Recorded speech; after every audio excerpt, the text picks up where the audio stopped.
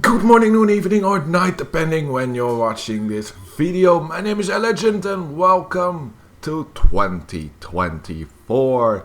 Another year and another tradition continues on my yearly reviews towards World of Tanks, my life and this YouTube channel.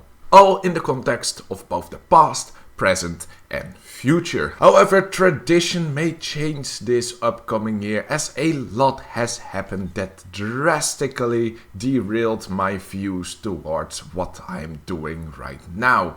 But for that, we of course need to go right into the main topics. So let's go and see if we can beat the previous first video of the year in duration by being over 1 hour and 11 minutes long. So let's get straight into it. I don't really mind not achieving that this time. World of Tanks in 2023. This year marked the biggest change in my interaction with the game. Because at the astonishing benchmark of the 10-year anniversary of my account, I declared my longest break from the game since I started playing all those years ago. And the longest break it became, with over 3 months or a quarter of the year not opening the game once.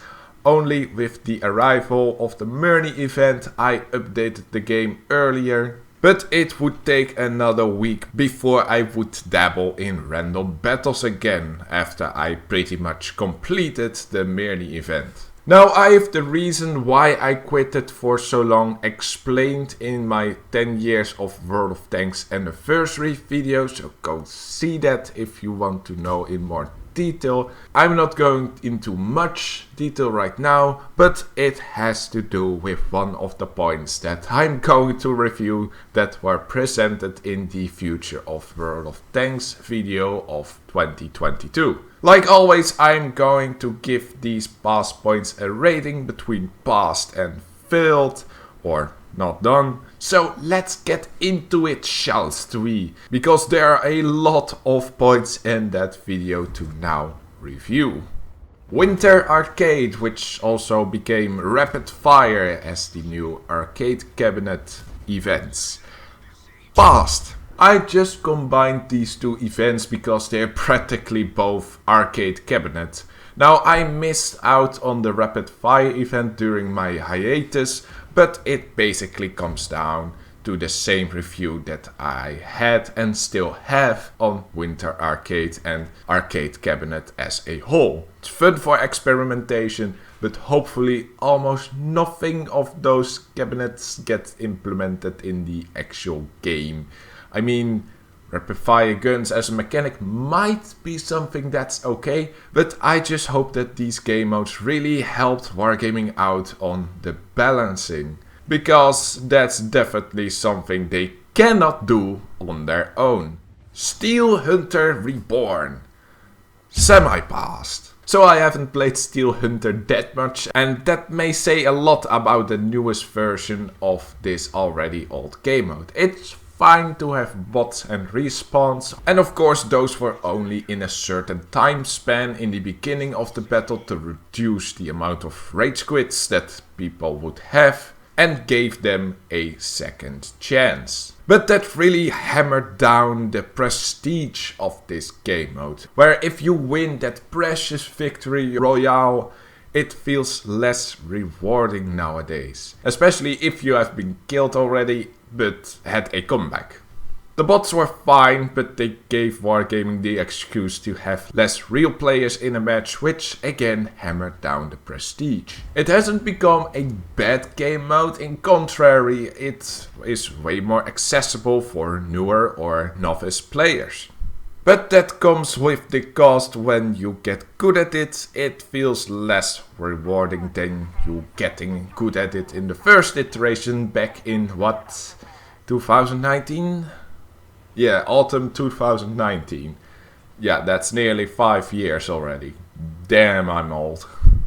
Onslaught. Passed. So I have made already a look back video of Onslaught, explaining why this is just a far better game mode than Ranked ever was, and it also has improved between versions. One key improvement that I also gave in my first video of 2023 to always allow everyone to join a super platoon was also implemented. It is way more accessible, it is way more interactive nowadays. You can play it both solo, in a platoon, with friends or with your clan. I can say that Onslaught has become one of the best developed game modes in the entirety of World of Tanks, and might be my new favorite game mode to participate in. Murny 13 Past. Again, I already have made a look back video about it, combined in a very long format with the story and the questions and theories alongside of it, with the only negatives being a slightly annoying fight against the final boss with hard to bend weak spots and game delays, and the fact that this was the final version of this amazing game mode. The story concluded pretty decently, with some interesting twists and turns thrown into it. Eventually, we still are left with some speculations because not every single detail of the story has been concluded, but that allows me to, maybe make additional follow-up videos of Murny making a, final, hopefully cohesive chronological order of all the events and details that happened. Yeah, that's probably going to be another video that's 1+ hour long. Fata Morgana from Frontline. Neutral. I've played Frontline on this map once. Therefore, with the amount of bits and pieces that I can review on this map, it's way too little to give a final verdict about it. I haven't noticed that many imbalances. Attacking was hard though, but it can become easier the more used you will get to the map. And actually, the more used your team will get to the map. And in that regard, on one part of the map, it's actually easier to attack, because on the east side of the map you have an area in a cave where the automatic artillery from the defending team cannot hit you. So that's quite funny actually. Furthermore, Frontline stays an okay game mode for money making, but that's why you will mainly see premium tanks in that game mode, which ruins just a little bit of fun of the diversity, and shows you once again that premium tanks are the go-to on tier 8. Oyster Bay map. Past. How can I be negative on the map that I already praised and view as the best map from the Recon game mode? But all seriousness aside, this map is diverse. You may get stuck on one point or corridors, but there's always another path to take with less or no higher risk, due to an absence of tank destroyer position that can see every single avenue that you can cross. For lights, it's quite fun to spot in the middle with enough cover for protection. For mediums, you will have opportunities on both edges on the map. For heavies, you will have free passages on the heavy tank side, allowing for multiple engagements. For tank destroyers, you don't have all the scene positions, but still have some good assault or ambush location. And lastly, fuck artillery. I don't care if the map have actually been rebalanced to be harder to play for artillery, so it gets another up for me on that one. Map rebalances. Neutral. So quite some maps were up for change. I converted them shortly in my first video previous year, and now I'm going to check if they met my criteria. Airfield, semi-past. They added some extra cover, so pushes are a bit easier, but not by that much. Studzianki, also semi-past. The area in the north hasn't been touched, but the factory itself and the ditch in the south were improved with some additional cover. Mountain Pass. Failed. The hill position on the south has been made even stronger, and that doesn't alleviate the little improvements throughout the other flanks. Steps. Semi-past. Now the north base also has better camp location, just like the south, so it's more balanced out. But now you have the same problem on both sides of the map. And yes, I would have rated Mountain Pass the same if they also buffed the north side hilltop. Because you just now got more annoying camping locations which are hard to push. Live Oaks, Sama Pass. They've got halfway by improving the approach to the town, but did nothing on the railroad side. However, that was the flank with the least issues. Cliff failed. There was nothing wrong with this map in my opinion, but now you can get base sniped from both sides of the map if you want to rush the hill as a light tank. It makes the hill only at later stages in the game approachable, which might be beneficial, but even peeking there in your light to spot enemies is now an even bigger risk to take. Westfield, not done, I believe. No, not done. And they didn't touch the bridge anyway, so, well. Mines failed. It's still available at high tiers where it doesn't belong. Then we got some additional maps that were rebalanced. Let's rate those as well, with how I think these changes will pan out to be. Fisherman's Bay, Sama Pass. Made some slight improvements for safety, but also added better camping opportunities. Again, not a fan of it. Furthermore, I would probably add an extra bridge or crossing in the harbor, so the most eastern roads get more practical use. Or make another random event where you can have like a ship entering or something like that.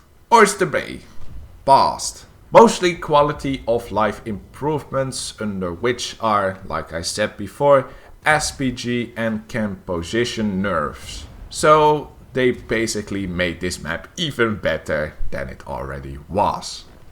Murovanka, semi-passed. Again, quality of life improvements for the approach to the Magic Forest, a more equalized middle hill road and slight nerfs to camping positions.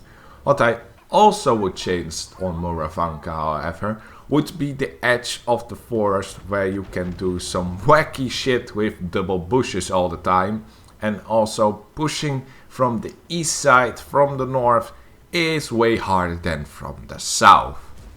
With all these ratings combined, I will come in a slightly above neutral rating for all the maps. Generally speaking, they're good like changes, but you really got some stinkers in between that made me doubt how much Wargaming actually care about map balance. Achievement system, neutral. I initially thought that this might pose a problem for potential focusing experienced players, just how XVM mods were a problem to players with high stats. However, I haven't really noticed it, nor do I particularly pay attention to it. I think mainly because it isn't an issue with me, since I haven't no-lifed one particular tank that much. Also, I thought it would be a badge, but everyone has it automatically. This doesn't really seem necessary. I would rather have the choice, but that also will cause players to only show their highest level tanks. So I do understand that decision. In the end, it just doesn't have a big impact. But I also never thought this implementation to be beneficial to the game. Improved crew system. Oh, wait a minute. I am keeping you for last. Final camera moment. Not done. Potentially the best improvement of the year towards the game, and of course they haven't done it. Maybe they just couldn't bear to make penetration RNG just a little bit more clear. So there is just the slightest argument to keep that horrible mechanic in the game.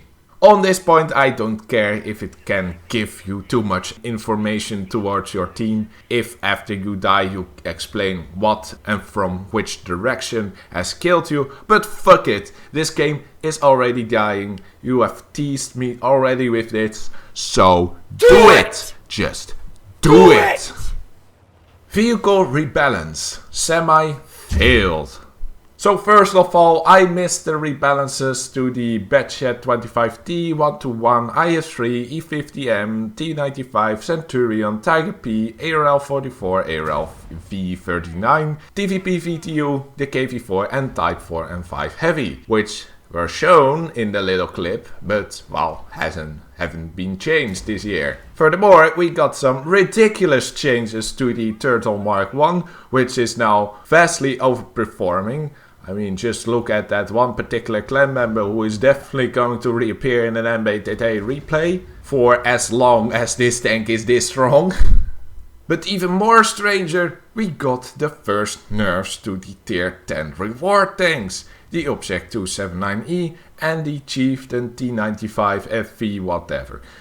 What is going on here? Although those nerfs are just little, which I don't think will shake up the tier 10 competitive meta that much, but I might be wrong on that one, and we see things like the ST2 and the WZ113GFT make a forefront with their much needed buffs. Lastly, deserved nerfs to the Object 268 version 4 and the VZ55. Most of these rebalances are quite decent and sometimes even good.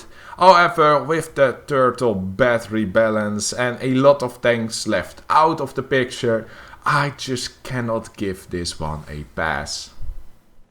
New vehicles. Failed.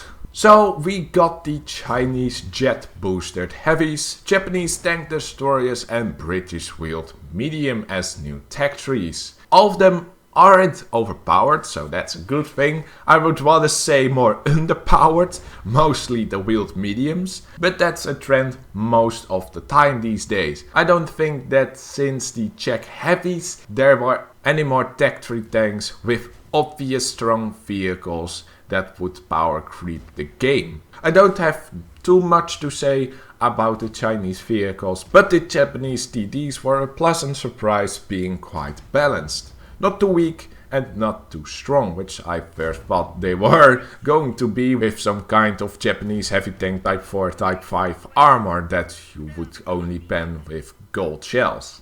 However, the wheeled mediums are quite a letdown, although I've played all of them in the new tech tree and I think they can be useful and quite good in some scenarios, but they lack the carry potential of the medium and the speed/maneuverability of a wheeled vehicle, which it definitely needs because of its paper armor.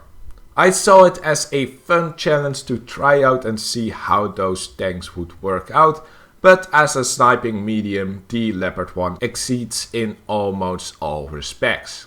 I would say the uneven tiers are enjoyable to play and you can actually achieve quite a bit in them, but the even tiers, which are unfortunately also the tiers for competitive play, are not so forgiven to any mistakes. If we want to look at the new strong additions towards this game, we of course need to look at the premium tanks. And as it comes to balance, it pretty much hit rock bottom already with the implementation of the BZ176, which has single-handedly ruined tier 8 clan battles, which hasn't really happened since the introduction of the Defender 6 years ago. At first I thought it would be another form of the Caliban, which also caused quite the ruckus, but with 255 HE pen shells, which really should be called uber hash rounds at this point, compared to the Caliban's 180 pen of HEP rounds, and with 300 average frontal armor with little to no weak spot compared to the 250 average front armor of the Caliban, and way better gun handling, you just created another 1 to 2 shot monster at tier 8, which is meta breaking. Alongside we also got the Kari and the G-Sword 1010. Better balance, but also better than the tech tree counterpart. For the tech trees we got 2 out of the 3 correct, which is good, but for the BZ alone, but for the implementation of the BZ alone, I will fail this point. New railgun mechanic. Neutrals. So not having participated in the Overwhelming Fire arcade cabinet event, and since it really hasn't appeared in the regular game, I can't give any thoughtful opinions about it. The only thing I will say is that the magazine artillery really shouldn't come any closer to the regular game and stay as part of this funny testing mode. Night maps, not done. Instead of doing this, we got something that is way harder to pull off correctly in the game. Namely, dynamic maps. Neutral. It looks interesting, changing up the map a bit, but I am conflicted how it translated to random events, implementing even more RNG in the game. But I do like the fact that it has potential to open up new avenues to progress the game. With that said, I think these random events can be beneficial on maps where you get stalemates and camp-offs often. With Prokhorovka, I think it works fine and it can improve maps like Malinovka as well. With city maps, Himmelsdorf and Runeberg, giving more travel space between the flanks is also a good addition, giving more ways to encounter and flank your opponents when you are in a hold down standoff. Now, Safe Haven is where it goes wrong, because in this map the amount of possible flanking and shots from angles get reduced. This is definitely not the way to go.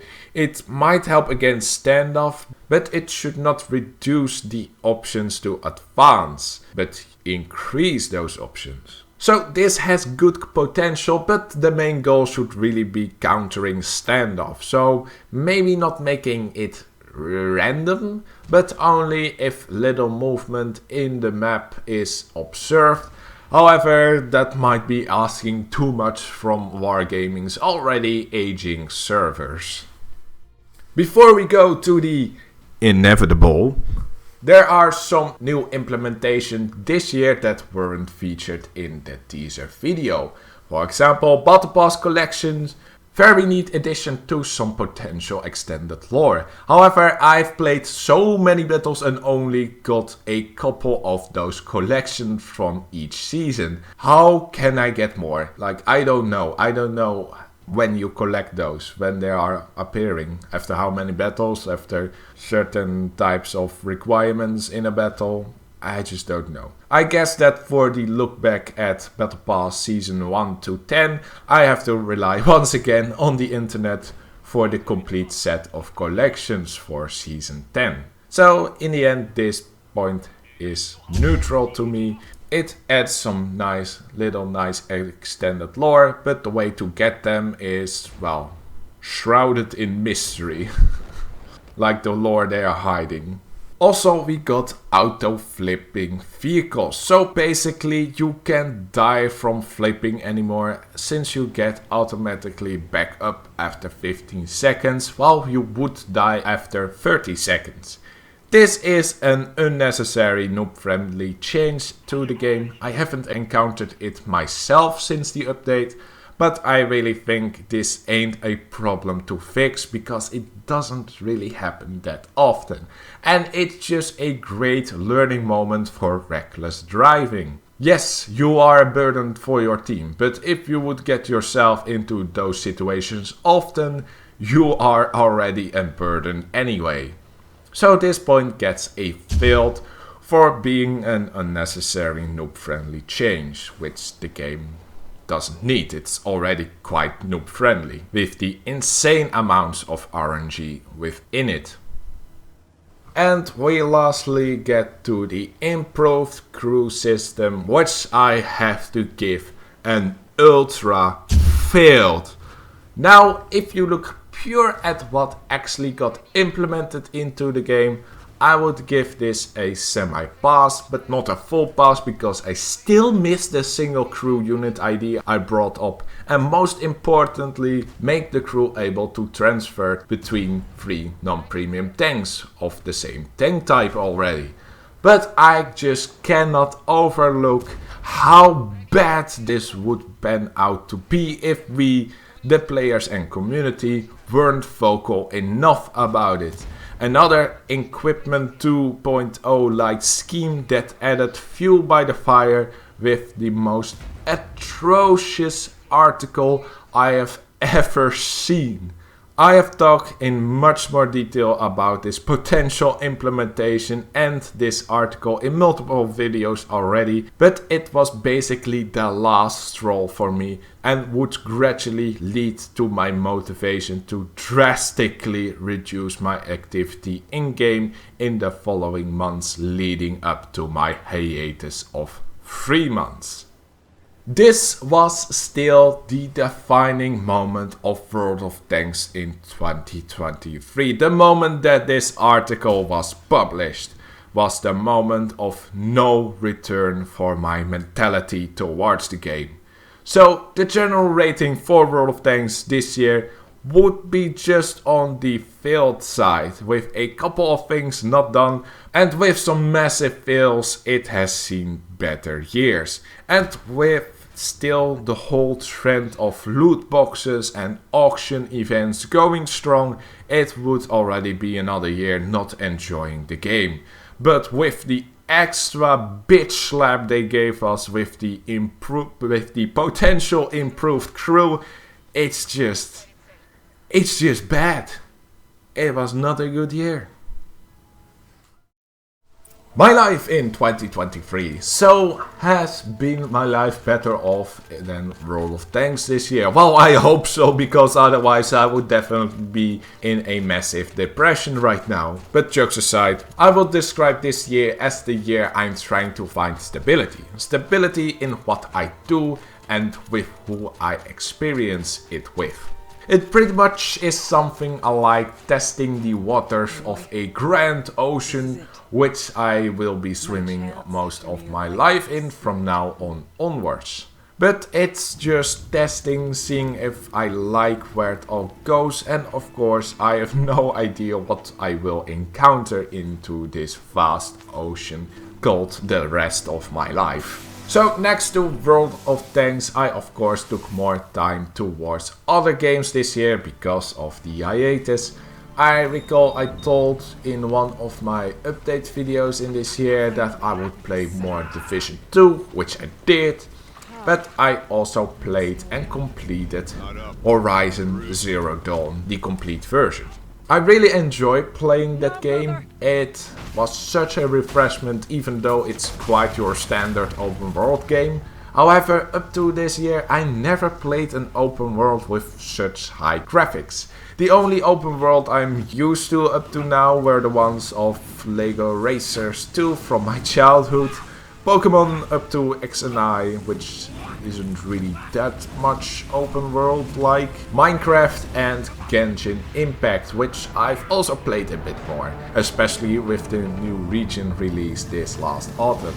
But back to Horizon, the story was great and interesting, the combat gameplay was insanely good. I mean, when you start, you really feel helpless against some of the stronger machines, but once you upgraded and got some knowledge how to best deal with them, they would be as easy as some of the easiest machines in the beginning. Just the difference when I first encountered a Red Maw and how I dealt with him during the endgame is, well, enormous. I like the character, I like the lore, some still hidden in some mysteries, so that's also interesting. And I am seriously considering buying the next game in the series, Horizon Forbidden West. Outside of video games, I have started to go bouldering more often. I'm making still some progress, even though it feels that I'm stagnating. I think that the twice a week from once a week ask a lot more effort from my body During the last moments of the year, I actually took some routes as projects, meaning you need more sessions to potentially complete them, that I didn't even look at most of the year, since I already knew that they were way too advanced. I still need to improve a lot of my technique now that I'm getting at this level if I want to complete those higher grade routes, which for the ones who want to know is currently grade 6B, which is a customized scaling which translates to V4 on the V scaling. And I also played more Magic the Gathering after I bought all the Doctor Who precons, which I very much enjoy. Doctor Who being a TV show that I watched since 2008 or something, and being very invested in once again since the better head writer returned after some bad seasons with the last incarnation of the Doctor. However, the 60th anniversary episode has shown just a different perspective on what I thought they would give. There was just like a lot of forcing of certain typical agendas on gender that I really don't find fitting in this setting, but most of the episodes were still more enjoyable to watch compared to the episode of previous seasons. Career. Last year I mentioned that a major change might come that very upcoming month, which may very well lead me towards a potential early resignment or promotion. However, the management couldn't really make up their mind, so it was more 4 months later that eventually the plug was pulled from a third-party company that would improve our work methods. However, some developments that were linked through that improvement were still planned. And guess who was chosen to take that development upon himself? Yes, this guy. Well, it wasn't really surprising. I mean, I had already a lot knowledge built up over our work methods and how to make them more efficient, and I already had a lot of contact with a colleague who was already taking some action to develop that certain development. Okay, so let's not call it development anymore because I feel I'm going to say that way too often. The development is regarding counting the actual articles we sell which are featured on the drawings we make. So let's call it just article counting. With that also falling under my responsibilities, my original job description of designer/drawer was quite lackluster. It was more like designer, drawer, report writer and AutoCAD developer. And since more and more time passed with more and more colleagues quitting because of lackluster management, I was getting a bit suspicious in the potential raise and or improvement to my job description, which I might not get. At some moment I considered to quit myself as well, not seeing anything from management regarding some reward for the extra work I have to put into improving work efficiency and effectively being passively responsible for tens of hundreds of extra drawings and designs that wouldn't be there if I didn't make the sufficient improvements so far. So at the end of November I pretty much told my superior upfront that I am expecting something by now. Luckily, the management was already planning for an extra raise on top of the standard that we would get anyway. I expected that my raise would be quite high because of the efforts I was able to give this year. Eventually, my expectations were met with even a small increase added on top of it. My employee was still very much intended to keep me and was giving me a lot of clarity that I was definitely valued in the company, which was a feeling that I have missed from them over the past months. So in the end, I can conclude this year of work at my job on a high note. Also this year I went to Tankfest again with some familiar faces of the MBTT clan I got to know over the years, most of which I already went before towards Bovington 6 years ago, and it was another successful trip. This time a road trip with a hired van instead of the plane, which on one hand doubled the travel time, but I preferred it more since you have no issues at airports and the seats had more space than the seats on the plane. There were some hurdles along the way, but in the end no major catastrophes or anything like that. Just enjoying tanks, beer and a very new looking museum which looked way differently than it had 6 years ago. All with very pleasant sunny weather. Too sunny actually, because I got sunburned. Twice. In England, of all places. The trip towards Sweden with my friends was way less sunny, however, from one extreme to another. We were there during Storm Hans and only had 2 out of the 40 days good weather. But that did not kill all the fun, because we made visits to a moose safari park and the IKEA museum, in which we had cover from the rain. And at home we had enough games to keep ourselves entertained. And a sauna. There was a sauna that also carried a lot of this coldest and wettest Sweden summer in decades. So for the first time I didn't go on vacation with my parents this complete year, but that doesn't mean it gotten worse with my mother. She's still recovering relatively good.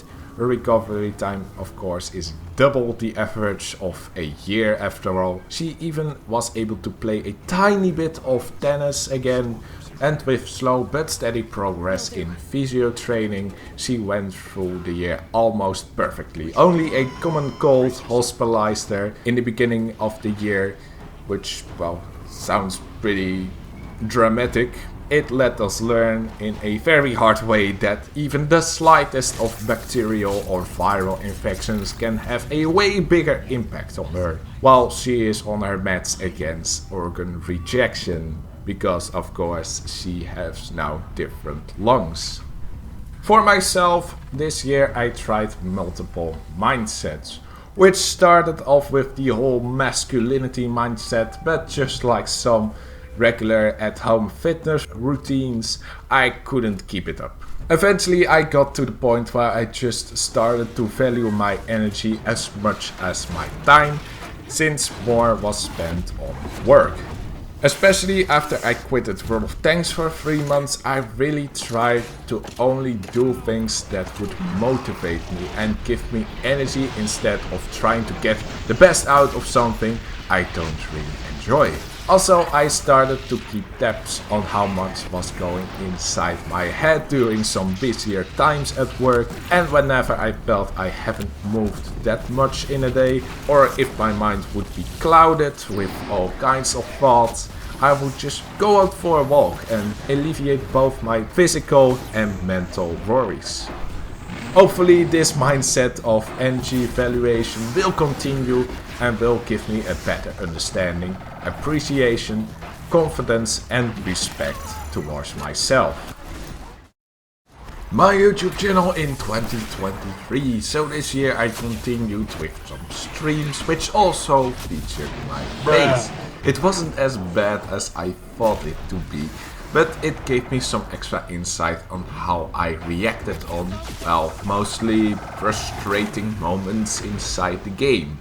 Getting just a little bit more conscious about my face being recorded still didn't hold me back when RNG really poked me in the wrong way. Some standout videos were the ones around the 1.20.1 update, my 10 years anniversary and the Mirny event, for which I also made an hour-long video as well.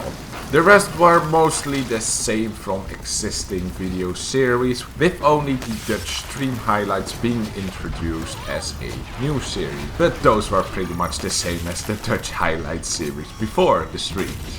Lastly, another music mashup video that racked up most of the views this year, but it's quite the amount less than the mashup videos before it. Maybe it got old, or maybe my message at the start, which translates to glory to peace in both Ukrainian and Russian, wasn't really valued as much by all of the war-mongering people who wants anything but peace in that region. And now also in Israel and Gaza and the rest of the Middle East. But well, the Middle East conflict is so pre-COVID, so that is already out of the minds of the mass, right? Huh? What? Something about controlled media? Nah. With all of that, we are caught up on the present day. So my stance right now to World of Tanks hasn't been changed a lot since the summer, although I like to dabble once or twice a week in some games. I really lost the motivation to really commit myself towards the game once again. In my life, I have to say that I haven't had any major complaints to be made this year, although sometimes bumpy at work, those responsibilities, which actually do not fall under my job description, so they don't really lie with me. And that way I was very well able to shrug off most of the frustration and just keep doing my own thing. I haven't missed out on anything big, I got anything I pretty much would have wanted, so yeah, feeling pretty good right now in life. Now with the festive season also soon to arrive to be enjoyed with friends and family, one of the highest things I value in my life. And on YouTube, with 2 quite big videos in a short time, I feel quite exhausted from video making. I haven't planned out yet what to do with my leftover content for this year, so my vacation of YouTube may be longer than the leftover week of vacation that I still have. And now let's take a further look towards the future with World of Tanks in 2024. Just like previous year, World of Tanks released a short teaser with a lot of quick clips that showcased what is going to come for this year. So like we also did, let's just go through them like in some form of a first reaction, since I scripted this the day that video was released. So the video starts off with some checks of the list of 4 points that they showed on their teaser video previous year.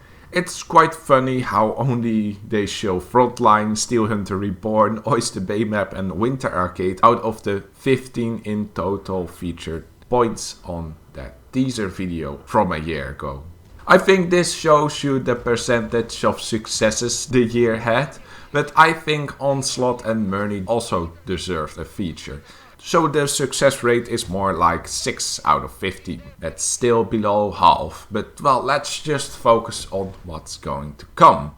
Experimental mechanics, the extension to the whole random events dynamic cover recon missions that we know so far. Now, it gives some similarities to random events, however they seem to be a more permanent addition to the maps. And I think Wargaming shouldn't really go that road, making the maps more tacky, being filled with gimmicks. But on the other hand, at least it gives some changes that can make some of the maps feel more novel without bigger changes to them. So I'm kind of split on this one, having both a conservative and progressive mindset towards these mechanics.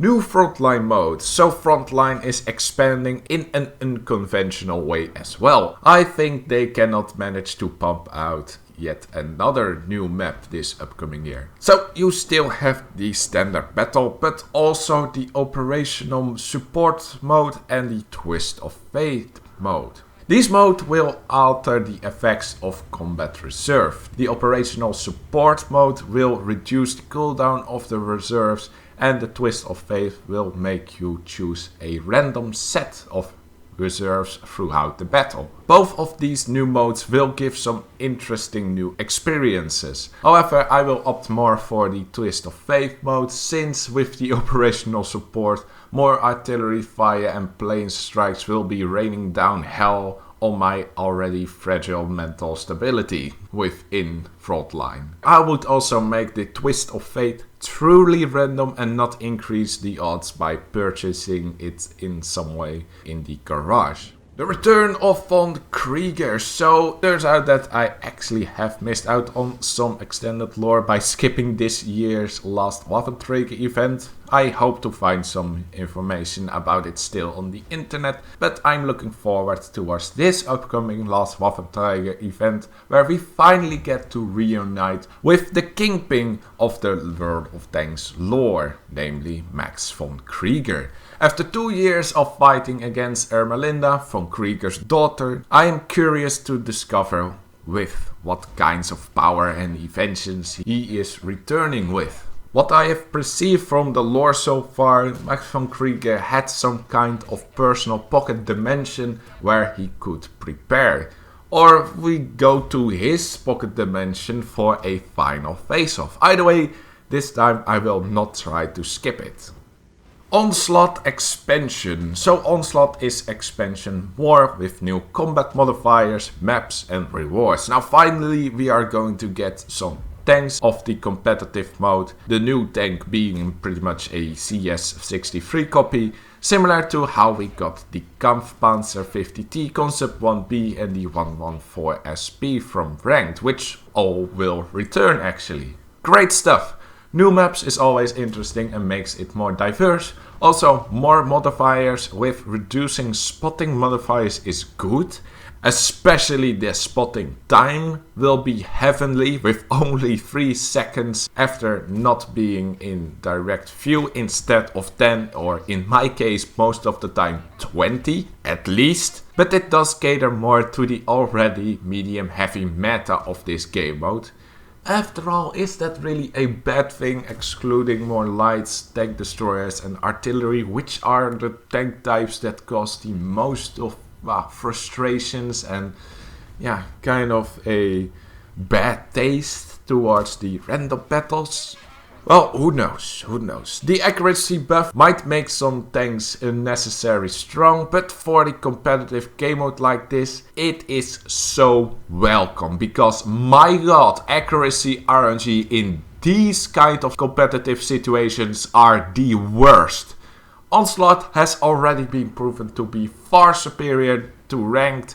However, if these kinds of developments will continue, I might even say that we may see the return of World of Tanks eSport with this game mode. And I actually mean that. Onslaught is turning more and more into the most optimal game mode that World of Tanks has to offer, with all kinds of modifiers and special requirements that really filters out a lot of the bad stuff that this game regularly has. Crew Streamline. The featured new additions to Crew feels a bit, well, underwhelming.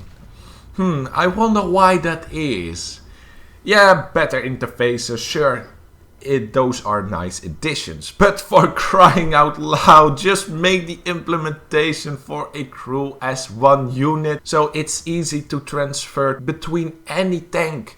Still with penalties between tank types of course, and make them free to use in 3 different non-premium tanks. You owe us that, Wargaming, and you bloody know it. New achievements, so you're going to get some additional rewards, I guess from researching many vehicles, nations, customizations, tiers and victories. Sure, why the hell not? Similar to the personal tank rating, I'm curious if the rewards will be immediate and if they are just cosmetics. Not much more interesting here. Clan challenges. Challenges for the clan with new missions and prizes. I think this is an expansion on the Tour of Duty, which can be very interesting. From what I've seen on this map, we cannot tell that much, only that at some intervals you can pick a certain route to take instead of the other. The biggest question is how much the missions are random battle related and how much are clan battle related. And how achievable are they from clans outside of the top 1000 who aren't as active on the competitive field, or not so active yet. We also get the clan battle rewards along with these clan challenges, and those are the standard punch, with the 907 still being the most interesting out of all of them. Also a new tier 10 mystery tank, but just please don't let it be another chieftain. Just fucking don't. You just nerfed it. Don't introduce a new one. Fun modes, the whole reason why I mainly will keep playing this game. We see Winter Cabinet and Overwhelming Fire return this year, as well as a very weird looking racing game mode. It's been a while since we have the last Chaffee race event. This race seems to be focused on a lot of testing on a moving parkour. It feels more like a Wipeout race than an action derby like race that we have seen before. I just don't know the idea about how they might want to implement these elements in the regular game. Moving boats? Falling bridges? Something like that? But keep up these fun modes and keep the ridiculousness within these fun modes. Vehicle evolution. Are you finally going to rebalance the budget wargaming? Are you? Are you really? Because you forgot this year. The answer is probably yes, because next to the Kampfpanzer 7, both of these tanks are quite highlighted. And no more other vehicles in sight might also be a very conscious decision by Wargaming not to tease with too much planned rebalances, since they might be missed out on the year, like what happened in the previous year.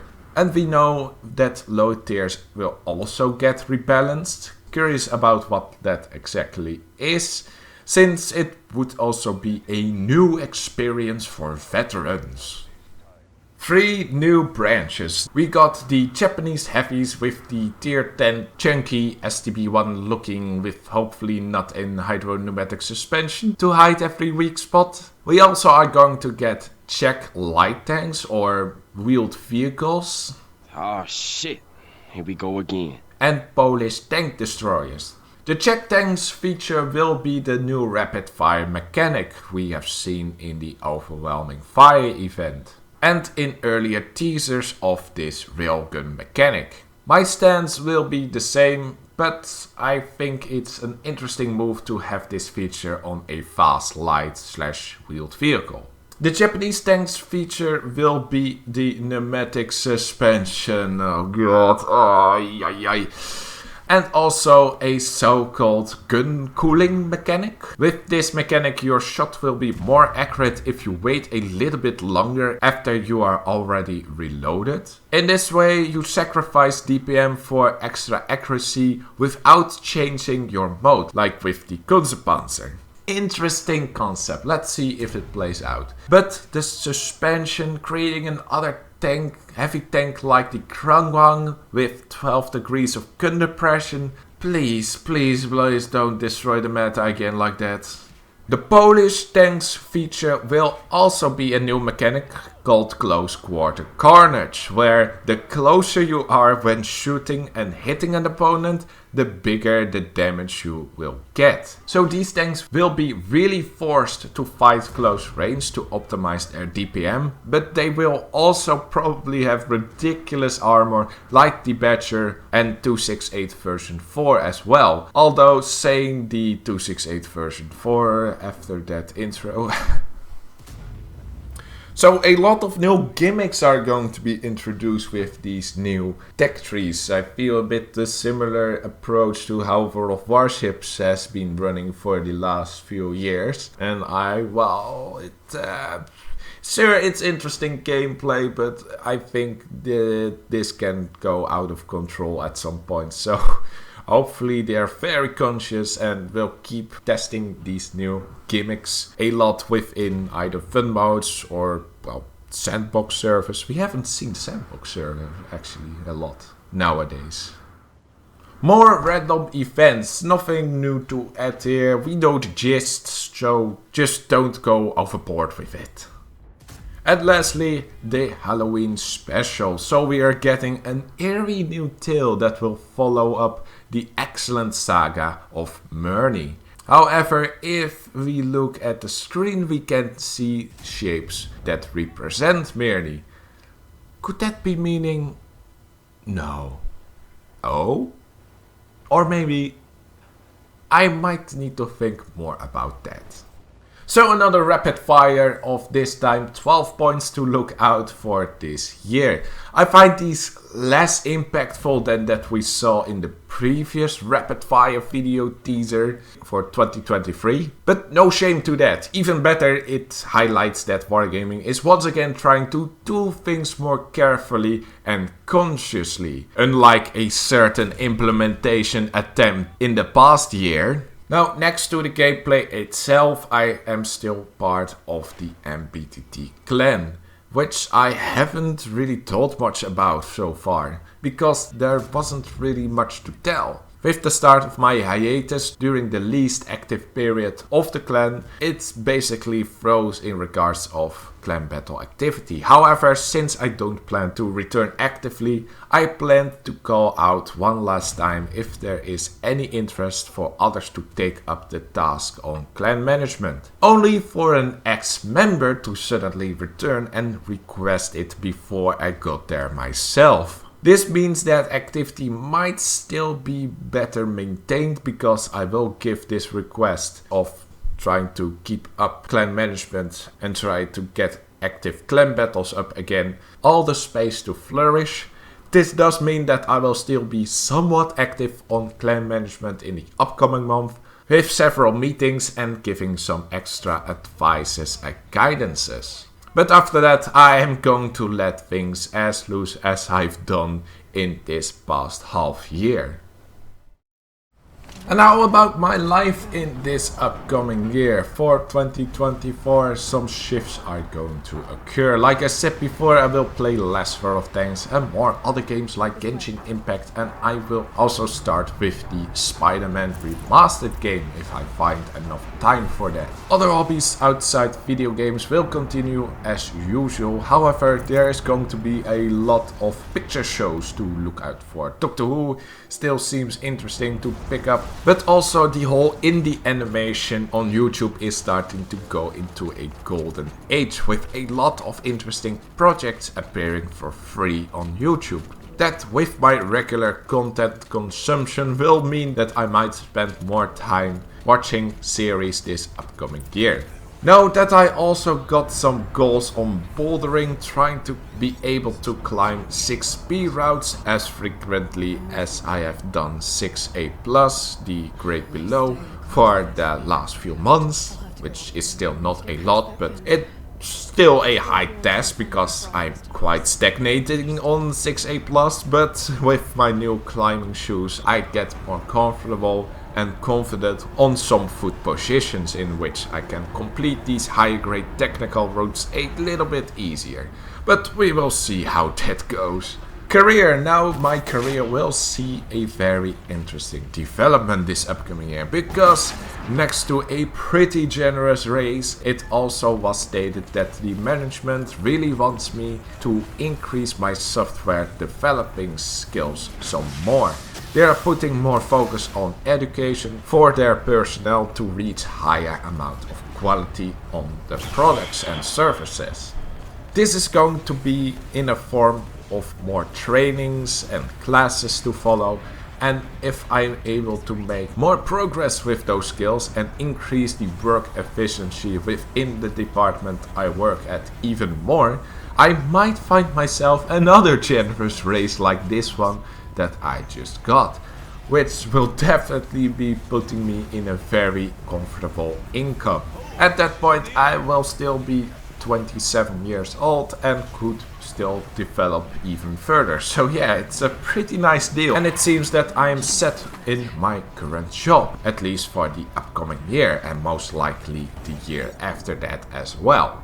In 2024 I only got one long weekend of vacation planned with friends. I also got an indirect invitation to join some friends to a trip to China. At first I had some doubts going there for 4 weeks, but after I heard some were only going for 2 weeks, it sounds doable. I think it's a great adventure to travel to that country, which is the plan. Actually having a tour throughout the country, visiting many places there in China. But that traveling and orientating there as foreigners can be a bit difficult. Luckily I am with some friends who have more experience on traveling to Asia and are a lot more optimistic, which I will definitely need over there to coach me through some of the hiccups that we might encounter. On the other hand, I maybe will skip China and go with my parents on vacation again, something that we haven't done in a couple of years after all. But more importantly about my family, this year my uncle and aunt from my father's side will immigrate to Indonesia permanently. Now I don't really have much connection towards that part of my family since my father and his brother didn't really got along well, which kept them from contacting each other even well into their adulthood. But it is more my grandpa that is now left to be more under our care. Since my uncle and aunt live closer by, they were mostly contacting him, delivering them leftover food, and my aunt also did all of his financing.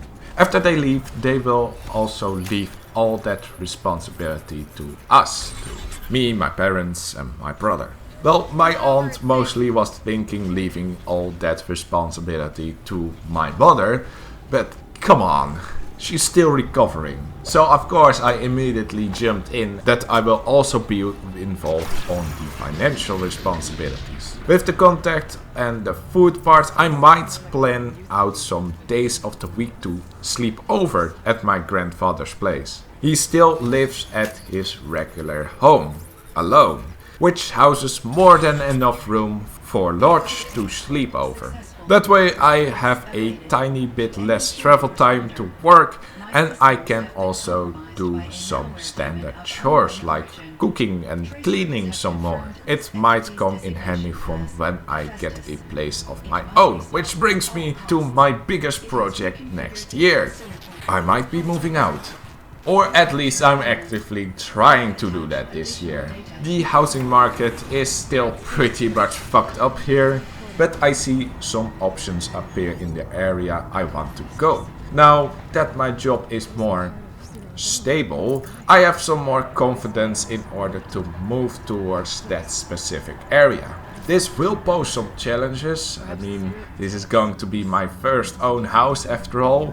Well, apartment to be more precise, and no renting. I still want to be able to gain some value out of my purchase of such an investment. So since I'm already 26 and have never experienced long-term taking care of myself, I'm going to spend a lot more time on all kinds of chores for the housework. But I think it's the best next step to take to like progressing myself, gaining more confidence and also having more control in my life. Now I'm not moving out because my parents are controlling. I mean, the whole reason I haven't moved out yet is because I still have a very good relationship at home with my parents without any major conflict and frustrations.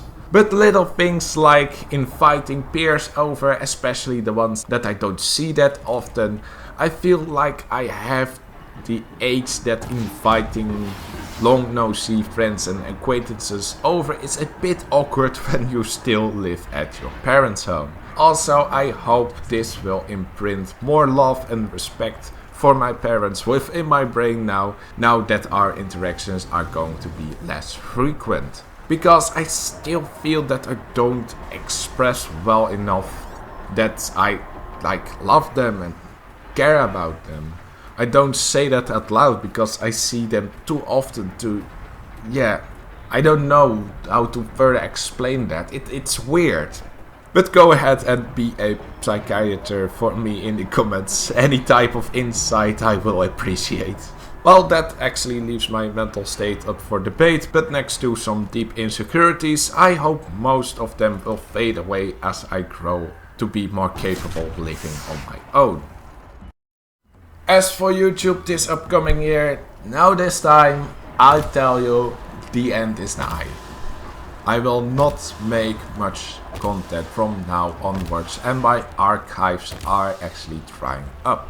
I promise this time for real, next to playing less World of Tanks, I want to spend less time on content creation. At least for my World of Tanks YouTube content. I am actually editing some other personal projects this upcoming year, but I will leave it only by that.